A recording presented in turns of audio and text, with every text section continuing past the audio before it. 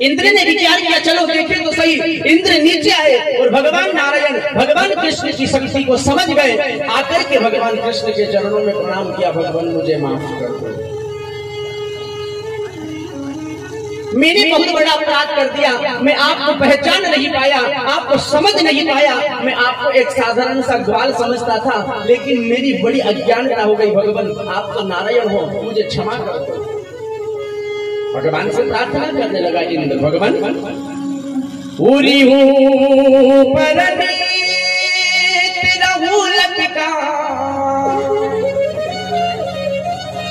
अपनी वनमाला का फूल बना दे,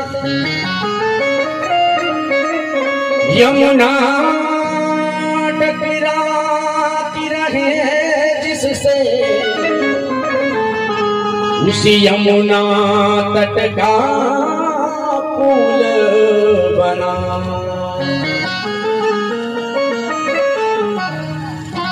कर पंकज थामत हो जिससे, उसी वृक्ष कदम का मूल बना।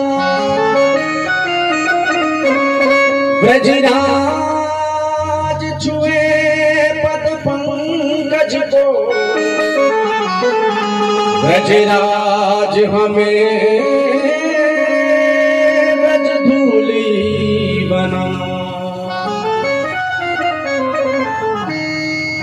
भगवान मुझे दंड ना देना, आप चाहो मुझे दंड देना चाहो तो दंड वो देना कि जो माला आप अपने गले में धारण करते हो उस माला का फूल बना लेना तो आपके गले में लटका रहूंगा। इंद्र का भाव।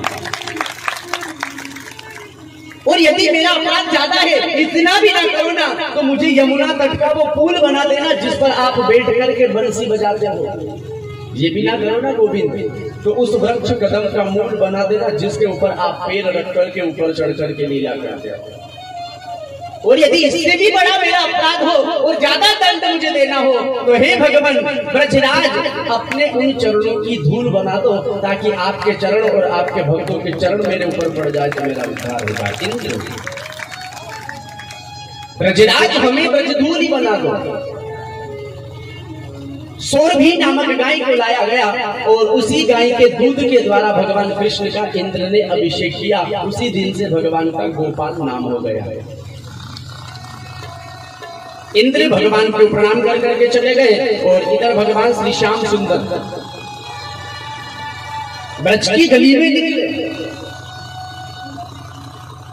गोपियों ने जब कृष्ण के ये भाव देखे, गोपियों ने जब कृष्ण को ये देखा तो कृष्ण को सभी गोपियां पाने की लालसा जगाने लगी कि ना जाने वो दिन कब आएगा जब कृष्ण हमें अपनाएगा। कृष्ण के पास आए तो इंद्र को अपना लिया, इंद्र को अपनी शरण दे दी, लेकिन हमसे ना जाने ऐसा कौन सा पाप हो गया है जो अभी तक हमें कृष्ण नहीं अपना रहे। गोपियों के भाव भगवान ऐसा हमारे द्वारा कौन सा पाप हो गया, आप अपनी कृपा हमारे ऊपर कीजिए।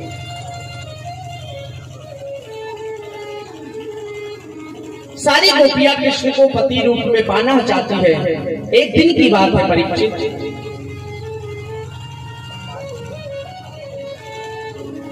मेरी श्याम सुंदर के मन में विचार आया क्यों ना मैं इन गोपियों की इच्छाओं को पूरा कर दूं। ये गोपियां मुझे पाना चाहती है तो क्यों ना मैं इन्हें अपना करके इनका मनोरथ सिद्ध कर दूं और फिर आगे की लीला करूं। तो मेरे भगवान के मन में एक विचार था। जब वर्षावास व्यतीत हुई, सरदागमन को ये पुकार उठा, खिली चांदनी चांदनी बन करके अमरावती का फूलधार उठा। निशानाथ निशीथ के मन में भी एक सुंदर आज विचार उठा। ब्रजराज कुमार के चित्त में भी करुरास जे आज विचार उठा। वर्षा मास व्यतीत हुई, वर्षा निकल गई ना, तो मेरे भगवान के मन में एक विचार आया कि क्यों ना मैं इन गोपियों के साथ में रास रचा करके इनकी इच्छाओं को पूरा कर दूं। आज मेरे भगवान के मन में रास रचाने की लालसा जगी। अलग अलग गोपियों के घर जाऊंगा, कब कब जाता रहूंगा, तो क्यों ना इन गोपियों को सभी को मैं अपने पास बुला करके और रास रचा करके इनकी इच्छाओं को पूरा कर दूं। भगवान कृष्ण के मन में ये लालसा जगी।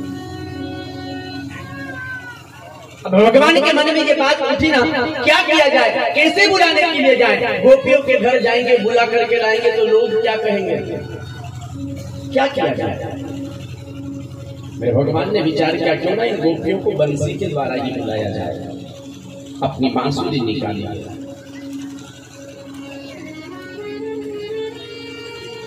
अपनी बंसी निकाल करके यमुना के तट पर पहुंचे हैं और यमुना के तट पर जाकर के मेरे भगवान श्री श्याम सुंदर ने बंसी को बजाया। और हे परीक्षित, इतनी मधुर बंसी भगवान ने गोपियों को बुलाने के लिए बजाई है कि गोपियों की दशा अपने आप की सुध बुध खो बैठी, दशा उनकी बिगड़ने लगी, वो अपने आप को भूलने लगी। गोपियों की क्या दशा हुई, इस विषय में किसी संत ने उल्लेख किया है। भगवान की बंसी सुनकर के गोपियों की क्या दशा हुई, इस बारे में संतों ने लिखा है। संतों ने विचार कर करके बतलाया है कि गोपियों की ये दशा कृष्ण की बंसी सुनकर के हुई है। क्या दशा, दुही भी हुई धार विसार चली, सुकुमार कुमार को छोड़ चली, साधर्म धर्म धरोहर को ग्रह कर्म का बंधन तोड़ चली, वर वस्त्र विभूषण कौन कहे, जल भोजन को वो छोड़ चली, कुल की पतिव्रता नारी, कुल की मर्यादा तोड़ चली।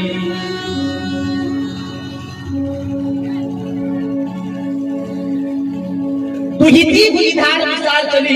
कोई गोपी गौशाला में जाकर के दूध लगा रही थी और जैसे ही बेरंग बंसी की आवाज सुनाई पड़ी ना, तो दूध की बाल्टी वही गौशाला में छोड़ी और दौड़ पड़ी। दुहिती हुई धार विशाल चली, भूल गई कि मैं दूध लगा रही हूँ। सुकुमार कुमार को छोड़ चली। कोई गोपी अपने बेटा बेटी को अपनी गोद में लेकर के दूध पिला रही थी ना, और जैसे ही बेरंग बंसी सुनाई पड़ी ना, तो अपने बेटा बेटी को जमीन पर पटका और दौड़ पड़ी।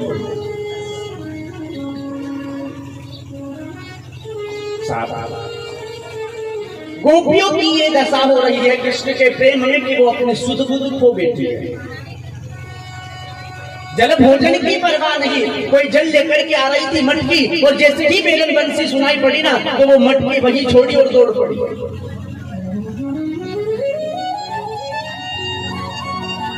कोई गोपी भोजन बना रही थी, और जैसे ही बेरंग बंसी सुनाई पड़ी ना, तो वो भोजन वाली रोटी तो वही तवे पे रखी है और एक चूल्हे में सिक रही है, और उसे वहीं छोड़ करके राधे राधे कृष्ण के लिए दौड़ पड़ी है।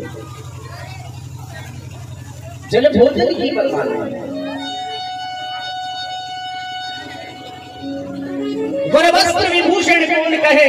कोई गोपी स्नान कर रही थी, एक मग्गा पानी अपने सिर पर डाला है और जैसे ही बेरन बंसी सुनाई पड़ी ना साहब, उसी गीले हुए वस्त्रों में कृष्ण से मिलने के लिए दौड़ पड़ी। विभूषण, कोई आभूषण पहन रही थी, एक हाथ में कंगन पहना और दूसरे हाथ में पहनने वाली थी।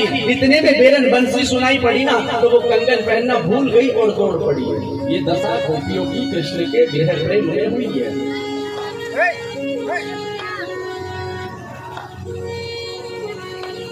साधारण धर्म धरोहर को कोई गोपी अपने पति की सेवा कर रही थी और जैसे ही बेरन बंसी सुनाई पड़ी ना, राधे राधे सेवा को पूरा समझा और दौड़ पड़ी है। कुल की मर्यादा तोड़ चली। आज उन गोपियों को ये परवाह नहीं है कि हमारे कुल वाले, हमारे घर वाले, हमारे परिवार वाले हमें क्या कहेंगे। आज सारी लोग लज्जाओं को तोड़ करके सारी गोपियां कृष्ण से मिलने के लिए चली है। प्रेम में प्रेमी की ये दशा हो जाती है। अब जैसे कि थोड़ी सी देर के लिए हम देखें तो यहाँ प्रेम में बिना प्रेम के नहीं नटवर नंद किशोर, बिना प्रेम के परमात्मा रिझ नहीं सकता।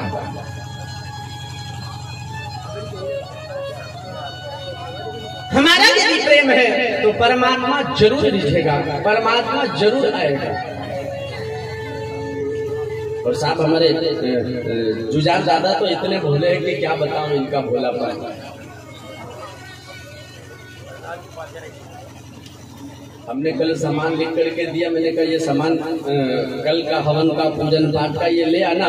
बोले गुरुजी बिल्कुल आप लिस्ट बना दो, ले आइए। अब लिस्ट बना करके कभी की रखी, लेकिन लिस्ट लेने के बाद रात के 9 बजे अब सामान लेने जाएंगे। बोले गुरुजी सुबह से जल्दी ले आएंगे। मैंने ठीक है भैया सुबह ले आना। अब सुबह सामान लेकर के आ गए, मैंने रुक्मणी मंगल का सब लेकर के आ गए। बोले अभी रुक्मणी मंगल का नहीं आया। मैं फिर ये कब कल लेकर के आओगे जब रुक्मणी जी चली जाएगी। बोले नहीं रुक्मणी मंगल का हम दोनों जने लेने जाएंगे। वाह, तो भोले आदमी है बेचारे, भूल जाते हैं। एक बार क्या हुआ, एक भोला आदमी, ध्यान देना जुझार दादा की तरह, एक भोला आदमी अपनी ससुराल गया। अब ससुराल गया ना जमाई भोला आदमी, तो सासू जी ने बड़ी आओ भगत की के मेरा जमाई आया है, तो बड़ी खातिरदारी की। अब एक बात ध्यान रखना, जमाई की ही ससुराल में बड़ी खातिरदारी होती है। साहब हमारे साथ यदि जाएंगे ससुराल तो सासू जी बड़ा प्रेम लुटाती है, बड़ी खातिरदारी करती है। मेरे जमाई जी बहुत दिन में आए, चलो उनके लिए ये लाया जाए, उनके लिए ये किया जाए, उनके लिए वो। आपकी हो या ना हो, लेकिन मेरी तो होती है। राधे राधे।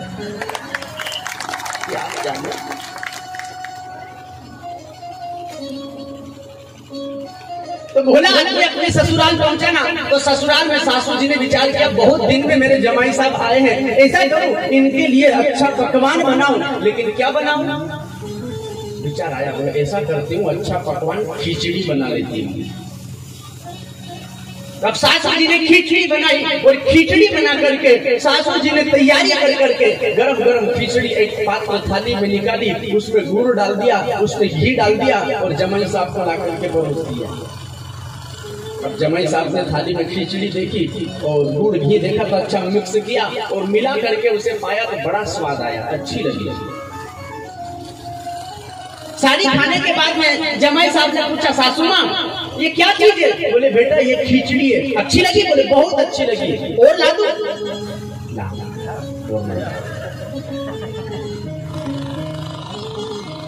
चकाचक पा करके फिर सासू जी से पूछा सासू माँ आप ये बताओ ये जो आपने बनाया है क्या नाम? बोले बेटा खिचड़ी। ये खिचड़ी आपकी बेटी को भी बनाना आती है? बोले बहुत अच्छी बनाती है, मुझसे अच्छी बना करके खिलाई।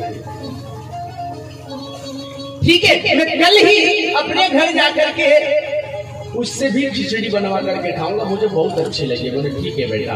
अब भोजन प्रसादी कर करके चकाचक रात में विश्राम किया। अब रात भर सोए और सवेरे उठे तो बेचारा भोला आदमी था, भूल गया कि रात को क्या खाया, नाम पता नहीं रहा। विचार के सासू जी से पूछ लूं, तो अपनी सासू जी के पास पहुंचा। सासू माँ मैं जा रहा हूँ। अच्छा बेटा तिलक विलक कर करके जो देने का होता है वो दिया। बेटा जल्दी आना। बोले ठीक है सासू माँ। विचार का कैसे पूछूं कैसे पूछूं। सासू माँ आपने जो रात में पकवान बनाया था बहुत अच्छा लगा, क्या बनाया था? बोले बेटा खिचड़ी। ठीक है सासू। अब भैया ने माला ले ली और खिचड़ी खिचड़ी खिचड़ी खिचड़ी, तो कि भूल जाए बेचारा रास्ते में। तो खिचड़ी खिचड़ी खिचड़ी। अब गांव से बाहर निकला ना तो एक पहाड़ी थी, पहाड़ी चढ़ करके उस पार जाना था। अब भाई साहब पहाड़ी चढ़ने लगे ना तो बड़ा जोर आया, ताकत लगी, थक गए चढ़ते चढ़ते। तो खिचड़ी खिचड़ी की जगह निकलने लगा खाचड़ी खाचड़ी खाचड़ी। अब भैया खाचड़ी खाचड़ी खाचड़ी करते करते चले जा रहे थे। उधर से क्या हुआ, 4 चिड़ी मार आ रहे थे, चिड़ी पकड़ने वाले आ रहे थे और भाई साहब कहते जा रहे खाचड़ी खाचड़ी। उन चिड़ी मारों ने विचार किया सवेरे से 2 पहरी आ गई, अभी तक एक भी चिड़ी नहीं पकड़ाई और ये नालायक चिड़ियों को उड़ा रहा है, क्या किया जाए? इसे बुलाओ और बुला करके 2-4 लगाओ। तो बुलाया और बुला करके उन्होंने 2-4 लगाया। बोले फिर भैया क्या कहूं? बोले उड़ चिड़ी। ठीक है भैया।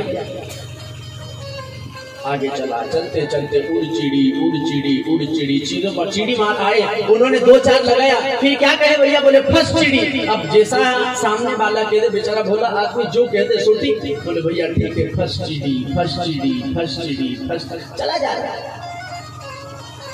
आगे से चोर आ रहे थे, चोरी करने के लिए जा रहे थे। उन्होंने विचार किया कहीं से व्यक्ति ने हमें पहचान लिया, किसी को संकेत करना है कि फंसा दो, फंस चिड़ी। वर्ड में बात कर रहा है कि फंस चिड़ी, पकड़ लो। चोरी बात नहीं करेंगे, पहले इसे देख लेते। तो बुलाए इधर 2-4 तमाचा खींच के उन्हें लगाया। बोले भैया फिर क्या कहूँ? बोले ऐसा किसी का ना हो। ठीक है भैया, ऐसा किसी का ना हो, ऐसा किसी का ना हो, ऐसा किसी का ना हो। चला जा रहा है। चलते चलते चलते चलते आगे एक गांव में पहुंचा तो वह क्या हुआ, एक पटेल बा के लड़के की बारात आ रही थी। घोड़ी पर सवार होकर के पटेल बा के लड़के उधर से आ रहे थे बारात लेकर के, और भाई साहब इधर से कहते जा रहे ऐसा किसी का ना हो, ऐसा किसी का ना हो, ऐसा किसी का ना हो। बारात ने विचार किया सबको कुंवारा रखना चाहता है, तोरण बाद में लगवाएंगे, पहले इसकी खबर ले लेते। इधर क्या हुआ भैया? सबको कुंवारा रखना चाहता है। 2-4 मिल करके उड़ने लगाए। बोले भैया फिर क्या कहूँ? बोले सबका ऐसा हो, ब्याह सबका होना चाहिए, सबका ऐसा हो। ठीक है भैया, जो जैसा कहते ठीक बोला आदमी। सबका ऐसा हो, सबका ऐसा हो, सबका ऐसा हो। एक गांव में पहुंचा, निकल के जा रहा था और उधर से पटेल बा का राम नाम सत्य हो गया, लेकर के आ रहे थे और भाई साहब कहते जा रहे सबका ऐसा हो, सबका ऐसा हो, सबका ऐसा हो। पटेल बा को शमशान ले जाने वाले लोगों ने विचार किया पटेल बा को बाद में जलाएंगे, पहले इसकी खबर ले लो। सबको आज ही मारना चाहता है, सबका ऐसा। 2-4 खींच करके उड़ने लगाया। भैया फिर क्या कहूँ? बोले सबका अच्छा हो। बोले ठीक, सबका अच्छा हो, सबका अच्छा हो, सबका अच्छा हो। कहते कहते भाई साहब घर पहुंचे। अब घर पहुंचे ना तो बेटी जो थी वो उसकी पत्नी दौड़ करके आई। अरे मेरी माँ ने क्या भेजा है? मेरी माँ के यहाँ से आ रहे हो, क्या समाचार है? बोले तू सब बात लेने दे, पहले सबका अच्छा होगा ना, बहुत भूख लगी है। अब सबका अच्छा हो, यदि कोई चीज हो तो बेचारी बनाए, क्या बनाए? बोले मुझे नहीं आता। बोले नहीं, तेरी माँ ने कहा है कि तू उनसे भी अच्छा बनाती है, उन्होंने बनाया, कल खिलाया, बहुत अच्छा लगा, तू वही बना, सबका अच्छा हो। मुझे नहीं आता। बोले झूठ बोलती है। उठाया, एक बगल में पड़ा था डंडा, डंडा उठाया और उठा करके लगा अपनी पत्नी को पीटने। और पड़ोस में रहने वाली पड़ोसन ने सुना कि आज तक इसके घर में बोलचाल नहीं सुनी और आज तो इसके घर धमाधम हो रही है, चलो चल करके देखती हूँ। दौड़ करके पड़ोसन आई और आकर के देखा तो यहाँ तो डंडे से पिटाई चल रही है। अरे ये क्या कर रहा है? मार मार करके खिचड़ी बना दी। बोले खिचड़ी ही बनवाना चाह रहा है।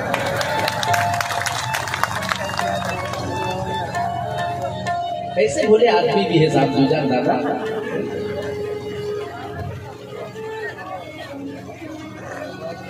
तो ध्यान दीजिएगा मेरे बहन भाइयों,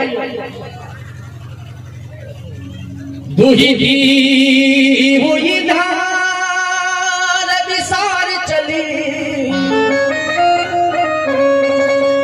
सुकुमार कुमार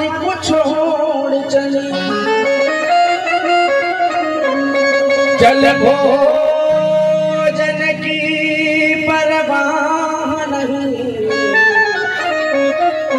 कुल की मर्यादा तोड़ चली। कृष्ण की जब बांसुरी बजी ना, कृष्ण ने जब बंसी बजाई ना, तो जो गोपी जिस वक्त जो काम कर रही थी उस काम को पूरा जाना और कृष्ण की बांसुरी जिधर से बज रही थी उधर ही दौड़ लगाई।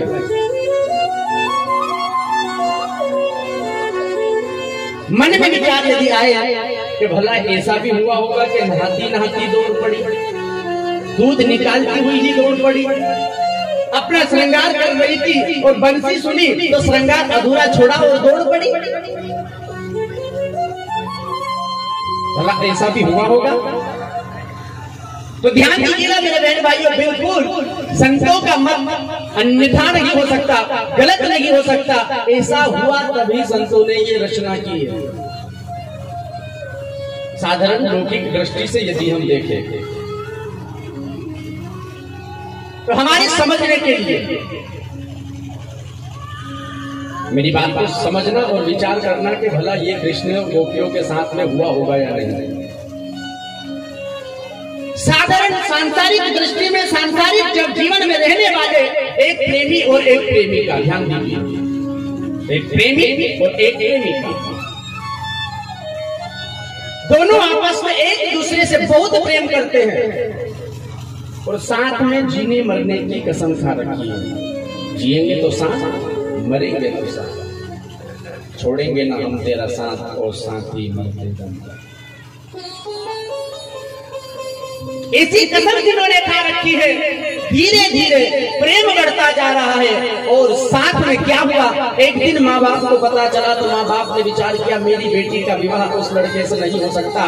बेटी से मना कर दिया, तो आज के बाद उससे बात नहीं करेगी, तेरा विवाह वहां नहीं होगा। बेटी को दर्द हुआ, मैं उसके बिना एक पल नहीं रह सकती।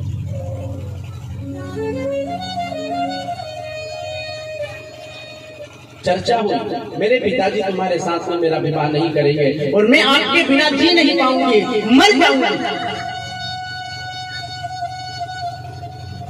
जब भैया ने ये बात सुनी ना तो उसे भी दर्द हुआ। अब भैया ने मन में विचार किया जब विवाह हमारा नहीं हो सकता तो फिर दूसरा कदम हमें उठाना ही पड़ेगा। तो भाई साहब आ गए झालडा, और झालडा लगा करके भाई साहब ने फोन लगाया, हेलो मैं बस स्टैंड पर खड़ा हूँ, आ जाओ। एक चीज समझने की, इतना प्रेम है कि उस प्रेमी के लिए सर्वस्व त्याग सकती है। तो उस वक्त क्या उस बहन को ये दिखाई देगा कि मैं कपड़े जमा लूं या श्रृंगार कर लूं या सोना चांदी रख लूं या पैसे रख लूं? उसे उस वक्त केवल यही दिखाई देगा कि मेरे प्रेमी ने मुझे बुलाया है, तो किसी ना किसी तरीके से मैं यहाँ से भाग जाऊं। और उसे कुछ दिखाई नहीं देगा कि मैं कपड़े रख लूं, के पैसे रख लूं, के जेवर रख लूं, के श्रृंगार नहीं। केवल यही दिखाई देगा कि कैसे मैं यहाँ से निकल जाऊंगा।